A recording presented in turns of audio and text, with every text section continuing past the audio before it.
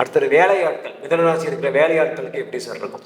வேலையாட்களுக்கு பார்த்தீங்கன்னா மிதுன ராசியில் இருக்கக்கூடிய வேலை செய்யக்கூடிய நபர்களுக்கு கண்டிப்பாக ஒரு இடம் மாற்றத்துடன் ஒரு வேலை வாய்ப்பு இருக்குது. இப்போ எனக்கு வேலையே இல்லை சார் அப்படின்னு சொன்னால் இருக்கிற இடத்துலேருந்து வெளியூரில் போய் தேடலாம், வெளிநாட்டில் போய் தேடலாம். அதே போல் இப்போ நான் ஒரு வேறு ஊரில் இருக்கேன், என் ஃபேமிலியில் வேறு ஊரில் இருக்காங்க, நான் ஒரு ட்ரான்ஸ்ஃபர் ட்ரை பண்ணிகிட்டு இருக்கேன், கிடைக்க மாட்டேங்குதுன்னா அந்த ட்ரான்ஸ்ஃபர்லாம் ஈஸியாக கிடைக்கக்கூடிய ஒரு வருஷமாக கண்டிப்பாக இருக்க போகுது மிதுன ராசி நபர்களுக்கு. அடுத்ததாக அரசு வேலை, அரசு ஊழியர்களுக்கு எப்படி இருக்கும்? மிதுன ராசி இருக்கிற அரசு ஊழியர்களுக்கு, அரசு ஊழியர்களுக்கு 10ஆம் இடத்துல சனி பகவான் வரார் மார்ச் மாதம் 1. அது ஒரு சிறப்பான பயிற்சி. அரசு ஊழியர்களுக்கு ஒரு பதவிகள் கிடைப்பதற்கான வாய்ப்பு உண்டு.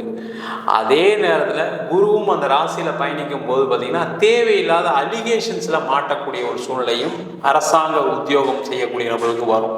ஆனால் அரசாங்க உத்தியோகத்தில் இருக்காங்கன்னா அவங்களுடைய கணக்கு வழக்குகள், அவங்களுடைய பழக்க வழக்கங்கள்லாம் கொஞ்சம் கரெக்டாக வச்சுக்கிட்டாங்க அப்படின்னா பிரச்சனைகள் வராது.